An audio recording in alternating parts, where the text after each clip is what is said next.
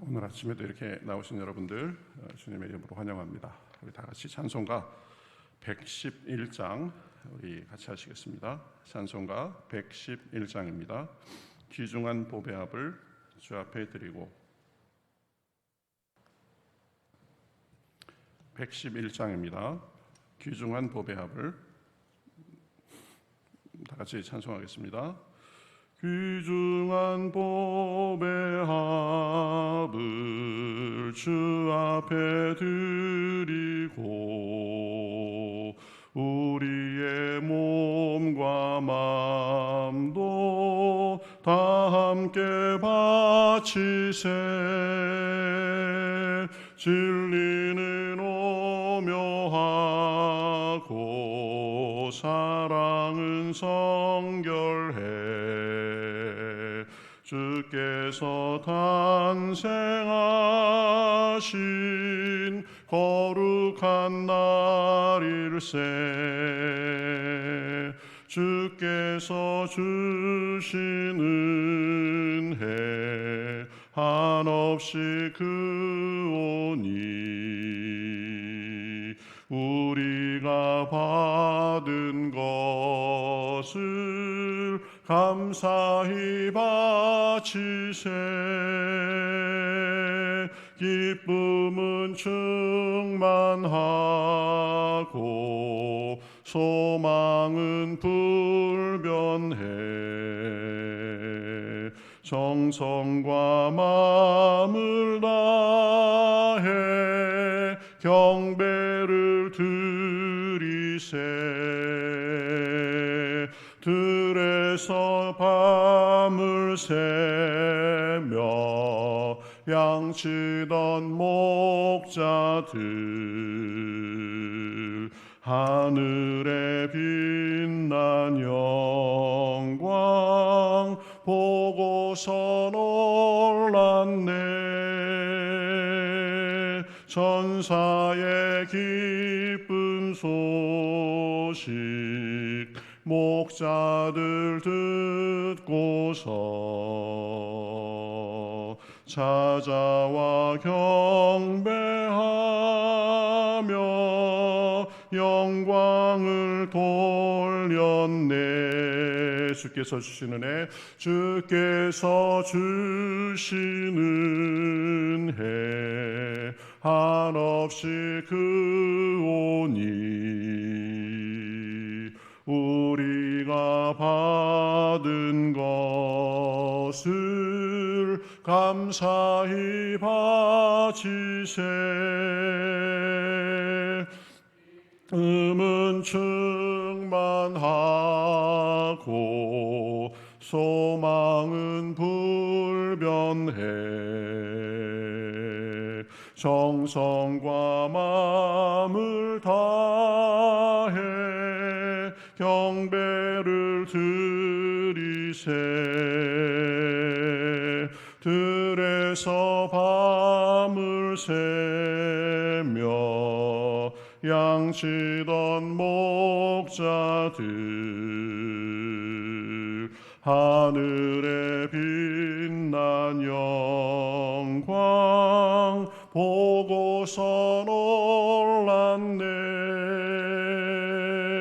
천사의 기쁜 소식 목자들 듣고서 찾아와 경배하며 영광을 돌렸네.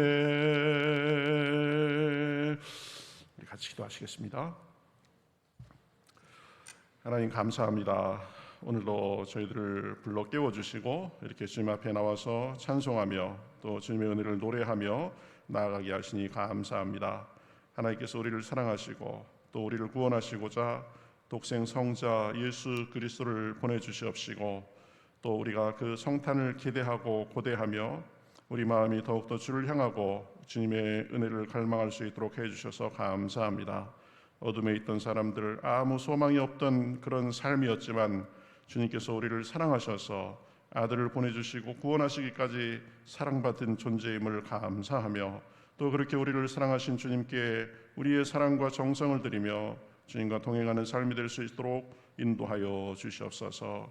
코로나로 인하여서 또 여러 가지로 인하여서 마음이 얼어붙은 사람들이 많이 있습니다. 하나님 불쌍히 여겨 주시옵시고 주님께서 평화와 안식을 허락하여 주시옵시고 또 주님을 바라는 믿음으로 이 어려운 시기를 잘 견딜 수 있도록 힘과 지혜를 주시옵소서.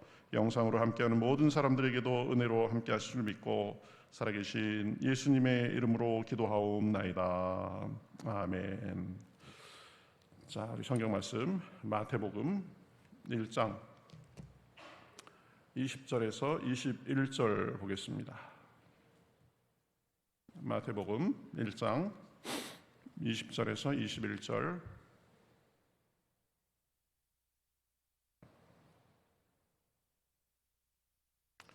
예, 마태복음 1장 20절 21절 우리 같이 한 목소리로 읽겠습니다. 이 일을 시작할 때에 주의 사자가 현몽하여 이르되 다윗의 자손 요셉아 내 아내 마리아 데려오기를 무서워하지 말라. 그에게 잉태된 자는 성령으로 된 것이라. 아들을 낳으리니 이름을 예수라 하라.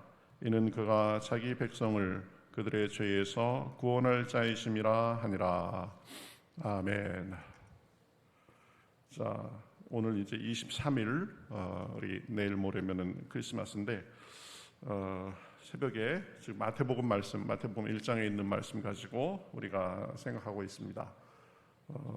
계획으로는 25일까지 2장까지 거의 끝내지 않을까 생각을 했는데 준비를 하면서 보니까 다 한 구절 한 구절이 굉장히 의미가 있는 말씀이라 지금 한 두 절씩 이렇게 우리가 보게 되는 것 같습니다.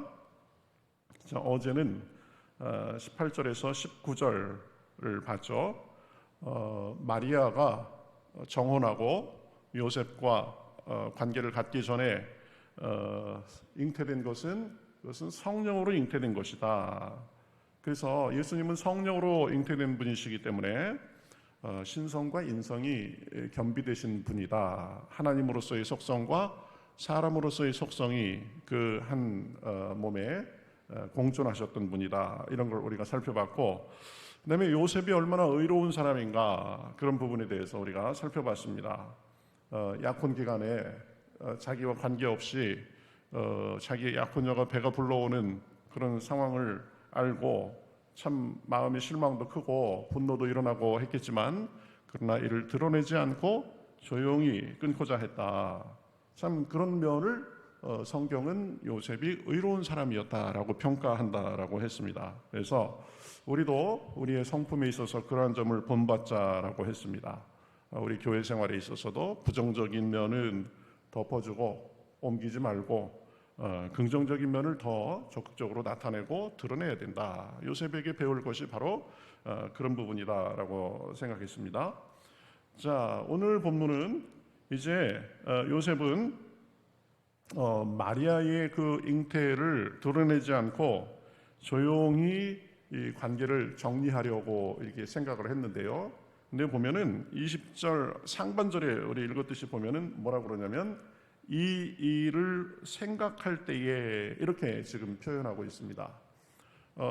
이 일을 그랬는데 원어상으로 보면 복수입니다. 복수. 이 일들을 생각할 때에 생각한 것도 그냥 한번 생각하고 말았다 이런 거라기보다는 심사숙고했다라는 그런 의미가 강합니다. 그러니까 어떻게 할까, 이렇게 할까, 저렇게 할까, 또 어떻게 해야지 이게 조용히 끝낼 수 있을까, 이런 부분들에 대해서 여러 가지로 깊이 생각을 했다라는 거죠.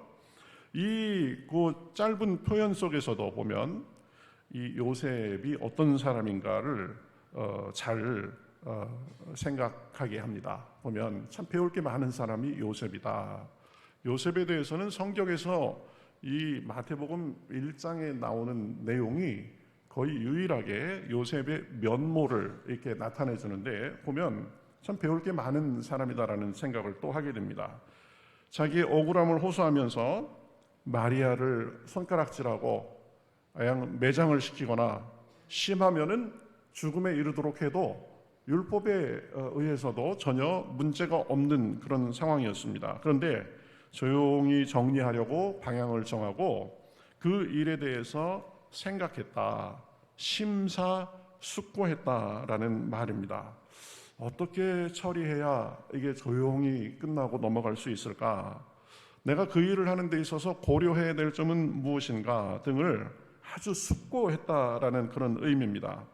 그러니까 쉽게 생각하고 쉽게 결론 짓고 쉽게 행동하지 않는 참 사려 깊고 그야말로 심사숙고하는 그런 모습을 요셉이 우리에게 보여주는 것입니다. 이런 모습 속에서 우리의 면모가 그래야 된다라고 생각을 합니다.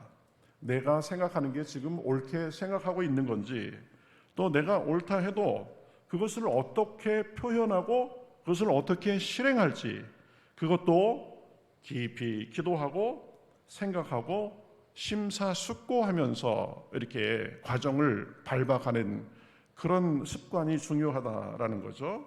말과 생각과 행동에 있어서 우리가 그렇게 심사숙고하고 생각을 깊이 하고 움직이고 말하고 하는 그것이 습관이 돼야 된다. 아이고, 그거 보나마나 뻔해. 더 생각할 것도 없어. 이런 자세가 아니라 신중하게 생각하고 신중하게 말하고 신중하게 행동하는 그런 자세가 돼야 된다. 우리가 가만히 생각해 보면 우리가 겪는 문제가 많은 경우에 있어서 우리의 신중치 못함과 경솔함 이런 거에서 이 야기되는 경우가 많이 있습니다. 쉽게 말하고 쉽게 행동하고 깊이 생각하지 않고 그렇게 행동해서 나중에 금방 후회하게 되는 경우가 굉장히 많죠. 보면 아이고 내가 이 말은 하지 말걸. 아이고 말을 그때 내가 조금만 더 생각하고 좀 이렇게 말할 걸. 아다르고 어다르는데 내가 그때 너무 그냥 기분에 이끌려가지고 행동을 그렇게 하지 말걸. 우리가 지나고 나면 후회하는 경우가 굉장히 많습니다. 그렇지만 깊이 생각하고 깊이 기도하고 그러면서 말하고 이 행동하는 것이 습관이 돼야 된다. 그런 사람이 사실은 성숙한 사람이고 인격이 훌륭한 사람이고 존경받을 사람이다. 보면 그저 마음에 내키는 대로 속에 떠오르는 대로 금방 그냥 막 뱉어내고 생각을 자꾸 한쪽으로만 이렇게 이끌려가지고 치우치게 생각하고 그렇게 또 그런 치우친 생각에 치우치게 행동하고 이러고 나면 후회할 일이 많아지는 거죠. 근데 요셉은 보면 자기는 잘못한 게 하나도 없는 상황이죠. 요셉의 입장에서는 이런 경우가 다 있나. 그래서 이건 생각할 것도 따질 것도 없어. 이러고 나서 금방 행동할 수 있는 그런 경우인데도 요셉은 늘 심사숙고하는 사람이었다. 요셉이 바로 그런 사람이었다. 그래서 성품을 보면 요셉은 목수였지만 그렇지만 예수님의 육신의 아버지가 될 만한 자격이 충분한 사람이었지 않을까 생각합니다. 그래서 예수님도 그러면 요셉의 그 심사숙고하고 또 사려 깊고 배려하고 조용하고 안정되고 이런 환경 속에서 자랄 수 있었겠죠. 그러면 이 육신의 이 아버지의 좋은 영향을 받아서 이 사람 예수님도 성장 과정부터 참 안정되게 그렇게 잘 자랄 수 있지 않을까 생각합니다. 우리의 모습이 그러할 수 있기를 바라겠습니다. 말하기 전에 더 생각하고 말하기 전에 더 한번 기도해보고 행동하기 전에 내가 이렇게 해서 나중에 후회할 것은 없는지 이게 과연 덕이 되는 일인지 아니면 그냥 내 속풀이만 하는 일인지 그런 것들을 잘 생각하면서 하나님 내 생각과 내 말과 내 행동에 파수꾼을 세워주시옵소서 이런 마음으로 우리가 해나갈 때에 우리의 인격과 우리의 삶, 우리의 신앙이 더욱더 성숙해 가는 줄 믿습니다. 이제 예수님께서 그렇게 이 요셉이 그렇게 생각하고 있는데 이제 밤에 꿈에 천사가 나타나서 말을 합니다. 이 성경에 보면 하나님께서 꿈으로 사람의 길을 인도한 것이 굉장히 많죠. 특히 마태복음에 보면 많이 나옵니다. 결정적인 순간에 꿈에 나타나서 이제 하나님께서 이런 지시를 하시고 또 이런 말씀을 하시고 하는데 지금 이 천사는 하나님께서 보낸 하나님의 사자죠. 두 가지를 말합니다. 첫 번째는 뭐냐면 마리아 데려오기를 두려워하지 말라. 그에게 잉태된 자는 성령으로 된 것이라. 20절에 그렇게 말을 하죠. 마리아 데려오기를 두려워하지 말라. 그에게 잉태된 자는 성령으로 된 것이라. 지금 요셉이 갖고 있던 문제 두 가지를 정확하게 짚어주는 거죠. 요셉은 마음이 참 두려움에도 사로잡혔을 겁니다. 이거 어떻게 해야 되나? 그리고 마리아를 자기 집에 데리고 와서 같이 산다는 것은 도저히 상상도 할 수 없는 일이 됐습니다. 그런데 지금 천사는 두려워하지 말라. 그래가면서 마리아를 데려오기를 두려워하지 말라라고 얘기하는 거죠. 왜 그러냐? 그에게 잉태된 자는 마리아가 외도하고 마리아가 너를 배신해서 그런 것이 아니라 성령으로 잉태된 것이다. 그러니까 이 소식이 아마 요셉이 그 소식을 듣는 순간 바로 믿어지지는 않았을 겁니다. 내 꿈속에서 내가 지금 이상한 꿈을 꾸나 보다. 아마 이런 생각도 했을 텐데요. 한편으로는 보면 요셉에게 가장 아주 필요한 아주 소식 중에 이 복된 소식 중에 복된 소식이었을 겁니다. 마음이 얼마나 괴로웠겠어요? 사랑하는 여인이 결혼도 하기 전에 부정한 일을 했다라고 생각하니까 참 그랬을 겁니다. 그래서 조용히 끊고자 그렇게 생각을 했지만 그 생각하는 과정 속에서 괴로운 나날을 보냈을 것입니다. 그런데 천사가 꿈에 나타나서 정확히 알려주는 것입니다. 마리아가 부정한 것이 아니다. 성령으로 잉태된 것이다. 그러니 마리아 데려오기를 두려워하지 마라. 그러면서 이제 더한 것을 말해 주는데요. 여기서 보면 이 하나님께서 그 상황을 얼마나 세밀하게 지금 컨트롤하고 계시는가를 알 수 있습니다. 요셉의 결정에 달린 거죠. 마리아가 아무리 항변해봐야 소용없습니다. 그러니까 요셉의 꿈에 천사를 보내가지고 요셉에게 가장 필요한 말들을 전해주시고 위안을 주시고 그런 것을 볼 수 있습니다. 우리도 참 보면 두려움이 사로잡힐 때도 있고 어찌해야 몰라야 될 그런 경우도 있는데 하나님께서 요셉에게 그러셨던 것처럼 꿈속에서도 말씀하시고 또 기도하는 중에도 깨달음을 주시고 마음에 감동을 주셔서 세밀하게 그렇게 인도해 주시기를 바라겠습니다. 자, 그 다음에 두 번째 말씀은 뭐냐면 굉장히 중요한 말이죠. 21절에 이렇게 말합니다. 아들을 낳으리니 이름을 예수라 하라. 이는 그가 자기 백성을 그들의 죄에서 구원할 자이심이라. 아들을 낳을 것이다. 그 이름을 예수라 하라. 예수라는 말은 우리 헬라어 이에수스라고 이렇게 됩니다. 이에수스, 이것을 한국식으로 이렇게 그냥 표현한 게 예수 이렇게 되는 거예요. 영어로는 Jesus 이렇게 되고 그런데요. 이 예수라는 말은 구약의 원래 여호수아에서 온 말입니다. 여호수아. 그러니까 구약식으로 이 히브리어식으로 하면 여호수아고 그것을 헬라어식으로 표현한 게 이에수스인데 이 뜻은 보면 여호와는 구원이시다라는 그런 의미입니다. 그러니까 구원자라는 그런 의미죠. 이 천사가 예수님의 이름이 무엇으로 만들어라라고 한 것은 의미가 있죠. 이름은 그 사람을 나타냅니다. 특히 히브리 사람들에게는 더 그렇죠.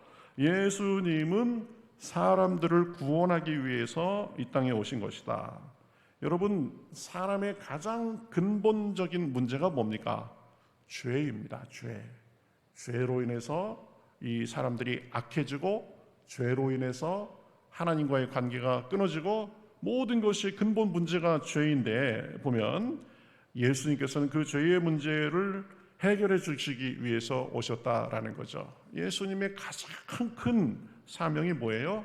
죄의 문제를 해결해 주시는 것입니다. 그래서 예수님은 지상에서 사역하실 때 많은 사람의 죄를 용서해 주셨습니다. 그렇죠? 그래서 자신이 사람들의 죄를 용서해 줄 수 있는 권세가 있다는 것을 드러내놓고 보여주셨습니다.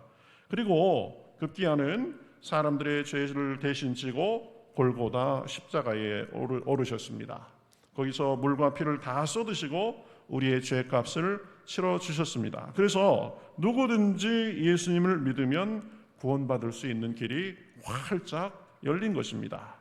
예수님의 오심과 죽으심으로 인해서 우리는 죄의 문제를 해결할 길을 얻은 것입니다. 우리가 노력해서가 아니라, 우리의 공로가 있어서가 아니라 예수님을 믿음으로써 우리 죄를 용서받고 하나님의 자녀가 된 것입니다. 이 모든 것이 예수님의 오심으로부터 비롯돼서 쭉 과정이 시작된 거죠. 예수님이 오신 것과 죽으신 것은 우리의 죄의 문제를 해결하고 구원해 주시고자 함입니다. 예수님이 우리 죄, 아니 내 죄, 우리 한 사람 한 사람의 죄를 구원해 주시고자 온 것을 여러분 믿습니까? 네, 아멘 좀 해보세요. 여러분, 예수님께서 나의 죄를 구원해 주시고자 이 땅에 오신 것을 믿습니까? 우리가 그것을 믿고 하나님의 자녀가 되고 죄를 용서받고 영생의 소망을 갖고 사는 줄 믿습니다. 예수님께서 이름의 뜻대로 구원자로서 우리에게 오시고 우리에게 구원의 길을 가르쳐 주시고 예수님께서 자기의 목숨으로서 구원의 길을 내셨기 때문입니다. 자, 오늘 말씀을 맺겠습니다.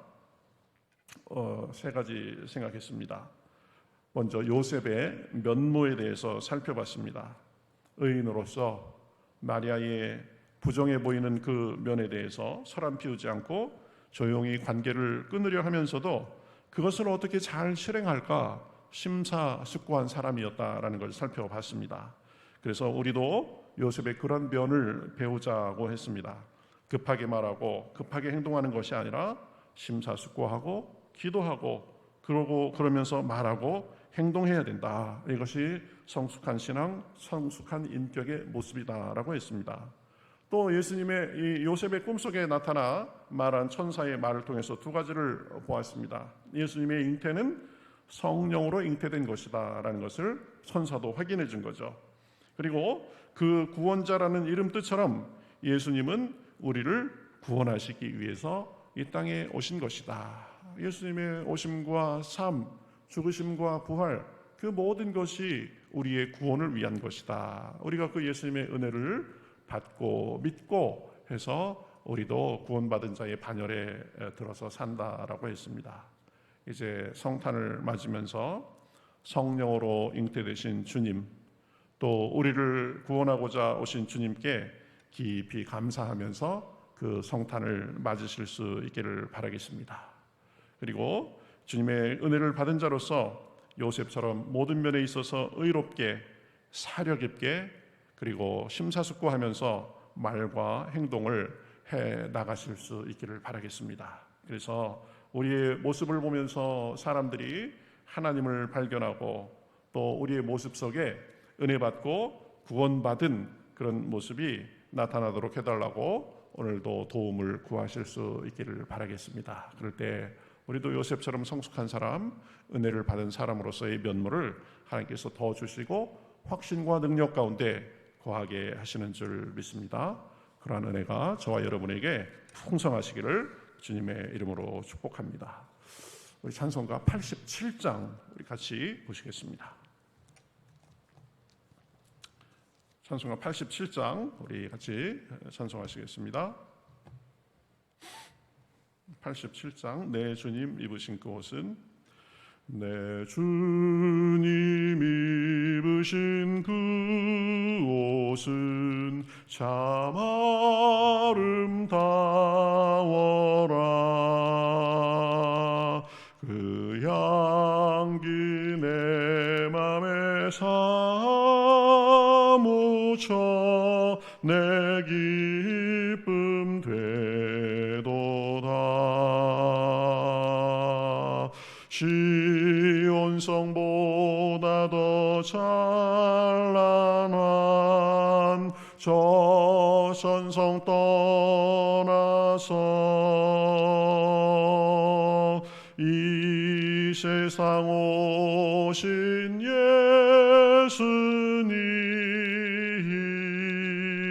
참 내 구세주. 내 주는 쓰라린 고통을 다 견디셨도다.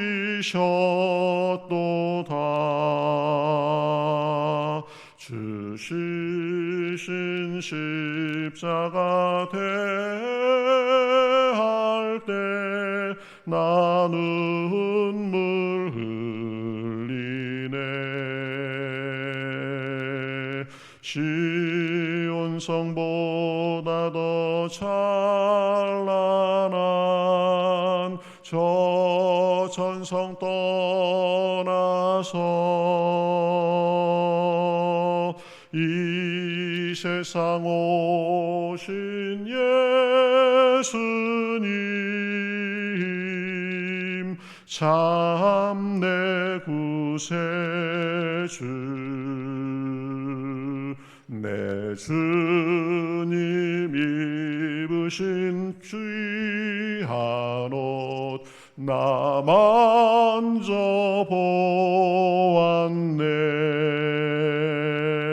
내 발이 죄악에 빠질 때 주 나를 붙드네. 시온 성보다 더 찬란한 저 천성 떠나서 이 오신 예수님 참 내 구세주. 내 주님 영광의 옷 입고 문 열어 주실 때 나 주님 나라에 들어가 영원히 살겠네. 시온 성보다 더 찬란한 저 천성 떠나서 이 세상 오신 예수님